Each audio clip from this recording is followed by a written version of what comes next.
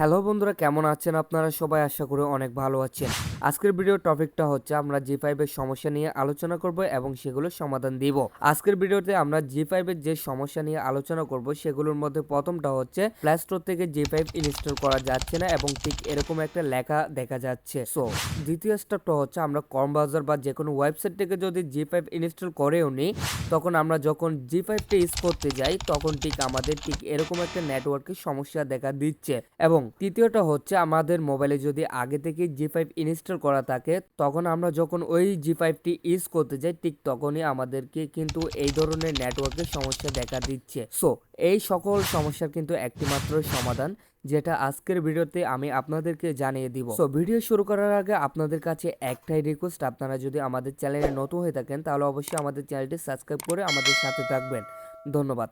তো বন্ধুরা চলুন দেরি না করে ভিডিওটি স্টার্ট করা যাক। সো বন্ধুরা আমরা প্রথমে চলে যাব প্লে স্টোরে গিয়ে আমরা প্লে স্টোরের যে সমস্যাটা হচ্ছে সেই সমস্যাটা সম্পর্কে জানবো। তাই আমরা এখন সরাসরি চলে যাব প্লে স্টোরে। সো বন্ধুরা আমরা ইতিমধ্যে চলে এসেছি আমাদের প্লে স্টোরের মাধ্যমে এবং আমরা এখান থেকে সার্চ বারে লিখবো, দেখুন এখান থেকে সার্চ বারে চলে যাব। সার্চ বারে চলে যাওয়ার পর এখানে লিখবো জি5, ঠিক আছে?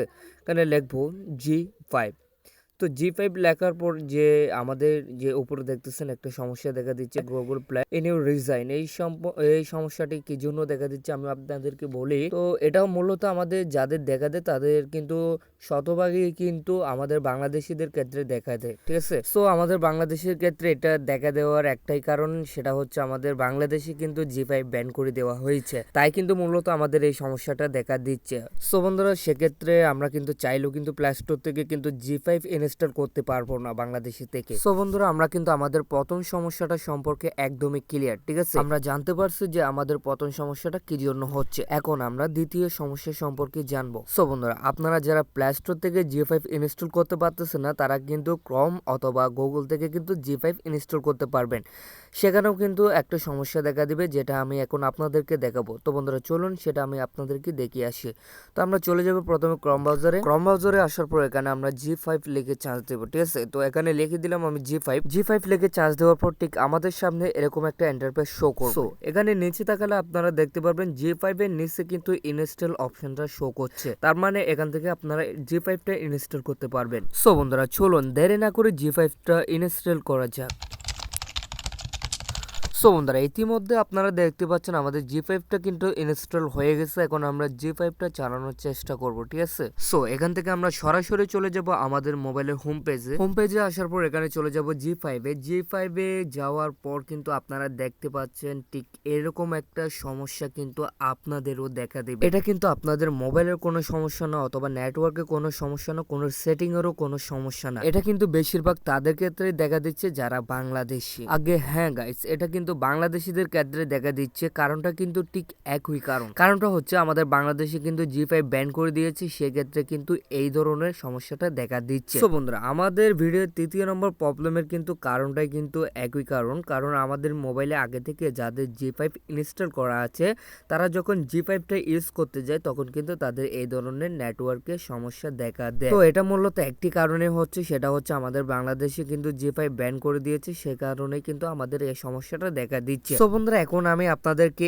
এই সমস্যাগুলোর সমাধান বলবো। তো বন্ধুরা এই সমস্যা তিনটির কিন্তু কারণ হচ্ছে একটা, আমাদের বাংলাদেশ থেকে কিন্তু জি5টা কিন্তু ব্যান করে দেওয়া হয়েছে। তো বন্ধুরা এই তিনটি প্রবলেমের কিন্তু একটি কারণ, সেটা হচ্ছে বাংলাদেশ থেকে কিন্তু আমাদের জি5টা ব্যান করে দেওয়া হয়েছে, তাই এই তিনটি সমস্যার কিন্তু একটি মাত্রই সমাধান, যেটা আমি আপনাদেরকে বলবো। তো বন্ধুরা যেহেতু আমাদের বাংলাদেশ সার্ভার থেকে কিন্তু জি5টা ব্যান করে দেওয়া হয়েছে, সেক্ষেত্রে আমাদের কিন্তু আরেকটি মাত্র পথ খোলা আছে, সেটা হচ্ছে আমাদের মোবাইলে ইন্ডিয়ান সার্ভার কিন্তু অ্যাড করা। তো এখন আপনারা ভাবতেছেন যে কিভাবে আপনারা আপনাদের মোবাইলে ইন্ডিয়ান সার্ভার অ্যাড করবেন। তো সেটা কিন্তু আমি এখন আপনাদেরকে দেখিয়ে দিচ্ছি এবং আমি 100% বলতেছি যে এই সমস্যাটার কিন্তু সমাধান হয়ে যাবে এটা করার পর। সো বন্ধুরা এখন আমরা কি করব, প্রথমে আমাদের যে পুরনো জি5টা আছে এটা কিন্তু আনইনস্টল করে দেবো, ঠিক আছে? সো যাদের কিন্তু আগে থেকে কিন্তু জি5টা আছে তারা কিন্তু একদমই আনইনস্টল করে দিবে এবং যাদের নাই তারা কিন্তু ঠিক আছে। সো বন্ধুরা এখন আমরা কি করব, আমরা এখন ইন্ডিয়ান সার্ভার অ্যাড করব। ইন্ডিয়ান সার্ভার অ্যাড করার জন্য আমরা চলে যাব প্রথমে প্লে স্টোরে।